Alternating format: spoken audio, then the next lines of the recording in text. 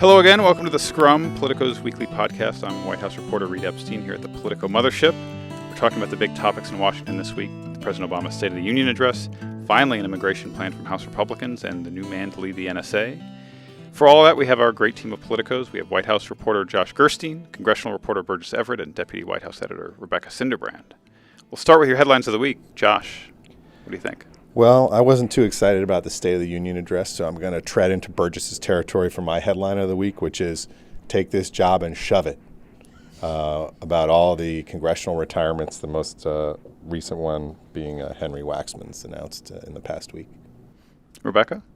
That's pretty good. I would buy into that. And I would also say, I'm going to borrow from the president's speech yesterday, in which he said, revealed a discarded line from his State of the Union address, which is, "The state of our union is cold." So I don't know about you, but I'm still feeling in deep freeze this week. I know we're going to be emerging from it. He said that in a room with Al Gore in it, too. And he said that in Wisconsin, which knows from cold. True. This is not cold for them. Right. Burgess? I'm going to go even deeper into the congressional weeds and say that unemployment insurance benefits, the movement on that, is going to be the story of next week. So maybe a little future tense headline. Oh, wow. It's as we like it, Politico. Yeah, there you What's go. next? We'll go now to the State of the Union, which took place Tuesday night. Feels like it might have been a lot longer ago, given sort of how these things go. Obama delivered a 65-minute address, then hit the road for 4 campaign stops Wednesday and Thursday. The beginning of what our Carrie Budoff-Brown reported will be a weekly trips someplace for the president to sell the idea that he's implementing his agenda through executive actions. But how much is there? And what, Rebecca, what took him so long to decide to go around Congress? Or is this just a repackaging of what the White House has been doing all along? I mean, we've been reporting on this forever. There's a fantastic deep dive from our pro team today, looking at all the ways the administration's already been using executive actions and some of the roadblocks they've hit, as kind of a preview to a future tense that they're going to be looking at. It's interesting because, this whole executive action mandate, the year of the pen and the phone, has been the word from the White House for some time now. And it's interesting to see kind of the ways in which he straddles this rhetorically. Listening to him on Tuesday night on an issue in which he actually thought there might be congressional movement, immigration, he was kind of very careful in the way he talked about it. And we didn't hear any of those, as you so wisely noted in your reporting. We didn't really hear much by way of executive order threats there. But, he wants to give the appearance of action. This is a president heading into, within sight of lame duck territory.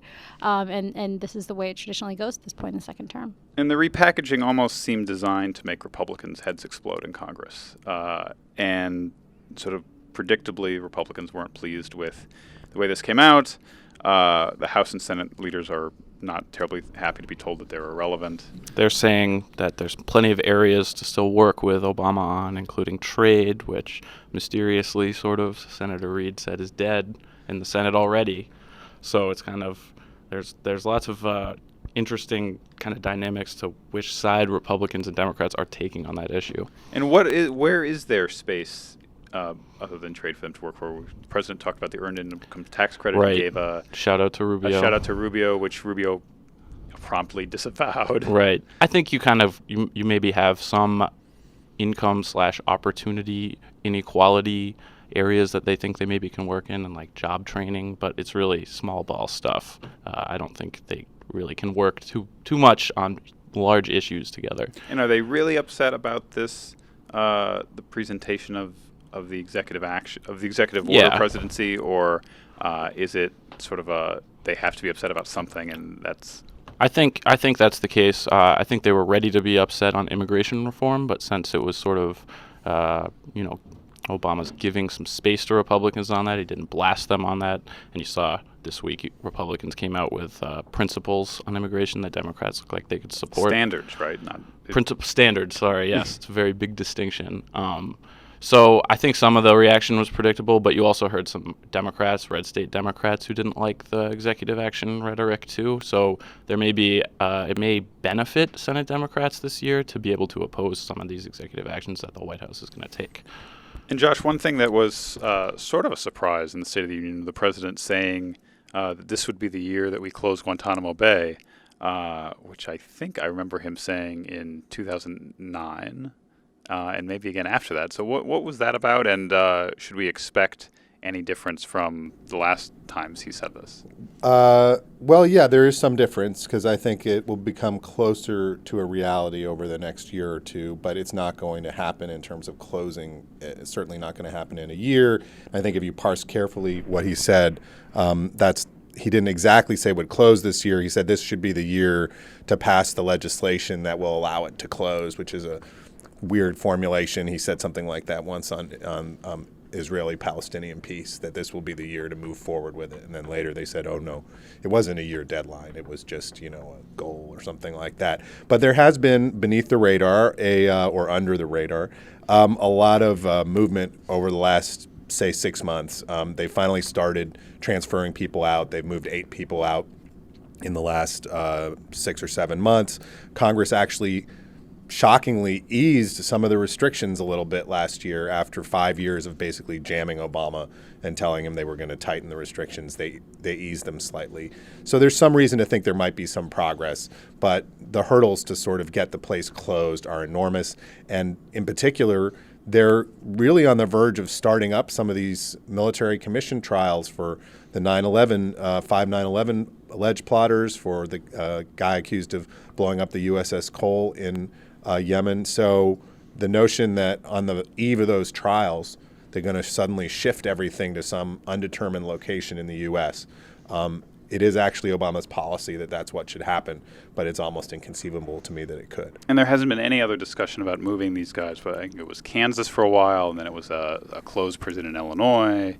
That part of it is the part that's the hardest, and the president himself even sometimes doesn't seem to want to acknowledge that he has decided, or his people have decided, that about 4 dozen of these guys can't be tried and shouldn't be released, which is a difficult category to be in. Basically, they're going to be detained forever or something close to forever. And the notion that actually both sides of the political spectrum oppose that. The conservatives don't want them brought onto U.S. soil, and the civil liberties types also don't want to set a precedent of holding people indefinitely on U.S. soil. I think it's almost inconceivable to me that in the next year or two that could be resolved. The strategy of the White House is to try to bring the numbers down as far as they can, perhaps so that keeping people at Guantanamo gets so expensive that even some of the conservatives break off and say, why don't we just move a dozen or so of these guys to the U.S. and shut the thing down? Is that an area where you see libertarian-minded Republicans eventually coming to Democrats in Congress? I mean, yeah, but not to find a solution necessarily. Mm-hmm. I mean, I think the libertarian-minded conservatives at the moment, they too don't want to set the precedent of holding people indefinitely on U.S. soil. So I think you're more likely to see those folks cooperating in other areas like drones or the surveillance program. Or sentencing maybe even sentencing reform. I just think that's more likely. I think the notion of, once Obama brands these people as being so dangerous we have to keep them forever, there's a counterintuitive element to saying now we need to bring these people to the U.S. And I just don't know that the rank and file, particularly in the House under the current regime, would be interested in voting for something to allow that. Move on to immigration reform. It sort of got one paragraph, about 100 words in an hour-long speech from the president. And then on Thursday, we finally saw from the House Republicans this one-page document of which was principles and then got downgraded a little bit to standards. Right. And you want to talk about a predictable reaction. And it got a predictable reaction, but still, as President Obama told Jake Tapper in an interview, and it was aired on Friday morning, and we're watching a little bit on our screen here in the Politico newsroom. It's better than nothing. The speaker called the document "As Far as the House Will Go," essentially saying that if Democrats insist on more, including a path to citizenship, there will be no deal. What is a path to citizenship remains sort of a tricky definition. Right, a special path to citizenship. So, Burgess, what does this tell us about where they are and where they'll go? I think this just tells us that it's going to be several more months probably before you see any movement in the House floor, because I think you're going to see this probably waits for after certain states' primary season There's definitely a political element to this stuff, and the reaction from the conservative groups yesterday shows you that people could get primaried or political balances could shift depending on people's position on this, particularly in the Republican Party. So I think you're just seeing this this is a big moment, but it's just one of many. This is going to be a long kind of convoluted back and forth, and it could take all year once you get talking about where do they conference with the Senate, where do they come together on that. The conservative groups and the liberal groups, Richard Trumka, the big labor boss, put out a statement just trashing the standards because it didn't include citizenship, something that labor especially wants. That's probably helpful, honestly, for immigration reform in the long term, though, because if you have Richard Trumka really praising a Republican set of standards, I don't think that helps momentum with on-the-fence members. And do those members see the president's, how do they translate sort of the president's tiptoeing around the issue up to this point? I think they probably appreciate it, and it lets it appear, at the very least. Who knows what sort of back channel work the White House is doing on this, but it appears that they're just going to leave it between, essentially, in the end, Harry Reid and John Boehner will probably work this out, and that's probably more how they think things are supposed to work than the president dictating what they should do. It's time for our highlights round. We'll touch on some big moments from the week, and I'll ask for your quick takes. Josh, Defense Secretary Chuck Hagel designated Admiral Mike Rogers to be the next head of the NSA. What should we know about Rogers, and what should we know about how this will change the agency? Well, I guess the main thing is that he's actually sort of a science type. He's a cryptologist, and that's a good thing because he's got a pretty tough problem to crack, which is how to restructure this phone call tracking program that the president set this sort of, we shouldn't use the word, let's say ambitious deadline of 60 days that they're going to figure out a new way to do this without the government holding everybody's telephone data. John Rockefeller, who I think is the number 2 Democrat, retiring, but on the Senate Intelligence Committee, went on just a tirade about this week, saying it was a ridiculous idea. It was all but impossible. He had no idea why Obama had decided to do it. It was bad for privacy, and there was no way it was ever going to happen. So I guess, Admiral Rogers has his work cut out for him at this point. And he doesn't have to be confirmed by the Senate for the NSA post, but he does for sort of an ancillary. Right. It's a little complicated. So even though Obama's handpicked surveillance advisory board said these jobs should be separated, for now the White House decided to keep them together, this so-called dual hat. So he will become the director of the NSA, which Obama can just designate him. But he also becomes the head, the commander of Cyber Command. And in that capacity, I guess he gets a 3rd star. He's not a general, but I guess he becomes a 3-star admiral or something like that. But and then when you become a 3rd star, you need the approval of the Senate for that, and you also need the approval of the Senate for your assignment when you're a 3-star. So we think there may well be an unusual, perhaps a joint hearing of the Senate Armed Services Committee and the Senate Intelligence Committee to formally sign off on this, although technically for the job most people have heard about, director of the NSA, he actually, as you mentioned, doesn't need confirmation. Well, it ought to be an entertaining hearing when that is scheduled eventually. It should be an interesting and colorful hearing, although it's worth noting that those committees, I think, are stacked with people that are fairly pro-NSA and probably on the fairly hawkish side of the surveillance debate, although they also have some of the biggest skeptics if the Intel Committee is there, like Ron Wyden. Burgess, you wrote this week about Harry Reid going to war with the Koch brothers. This seemed to be like a fight that helps everyone involved. Yeah, and it's really interesting. I think the most funny thing is how this happened. So when the Senate opens for business, Harry Reid is recognized each morning and makes a speech. And yesterday, one of his aides gave him the wrong remarks, so he let Mitch McConnell go first. Mitch McConnell went on and on about how the Obama administration was cracking down on free speech by tightening these restrictions on these outside groups. So Harry Reid, now he responds to Mitch McConnell just completely off the cuff, creating this sort of political firestorm with the Koch brothers. So it was just really interesting to watch how this happened. It was just such a chance moment, I feel like, that is now going to probably create many more news stories and plenty more fallout on and this. The Kochs, of course, wasted no time in whacking back at the majority leader. Yeah, and I was actually surprised to they reached out to me through one of their employees, and I was surprised that they were, going to react like that, because they have a reputation of not necessarily wanting to be out front in the media. But this was a very clear response back to the Senate Majority Leader, and I just thought the whole thing was very interesting. We'll take a minute now for our weekly segment on Where's Hillary this week. She was at a car convention and said she hadn't driven a car herself since 1996.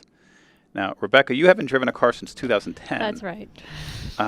Which isn't, I've driven a car 2 times in the past 10 years. Yes. And so, what Secret Service agents are driving you around Washington? Look, as a 4th-generation New Yorker, I am very capable of finding elaborate and well thought out ways to avoid getting behind the wheel. I've covered campaigns without getting behind the wheel. It can be done. I'm here to tell you.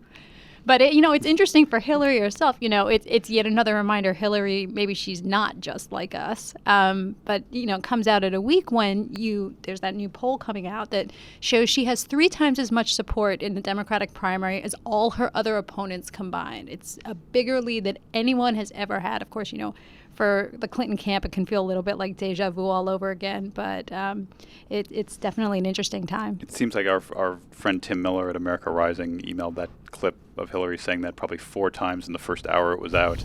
Republicans were jumping all over this as the idea that Hillary's out of touch, that she's living in the 90s. Or a New Yorker.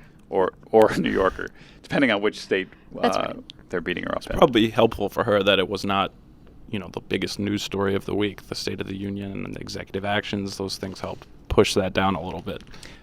And Bill Clinton is reemerging next week to speak to Senate Democrats at their retreat, which is not like Republicans on Maryland's Eastern Shore, but down the street at Nationals Park. Right. Presumably, usually just a day event. Presumably, it will be indoors and not in the infield. We'll finish up we'll do our Super Bowl picks. Mark Udall, the Colorado senator, was oddly wearing an orange Peyton Manning jersey in the halls of the Capitol this week. Yeah, he was moving swiftly in and out of the Democratic lunch. Didn't want to linger too much in that uniform.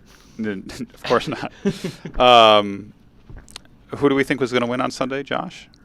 I'm going with Seattle because I feel they're an underdog. And Rebecca?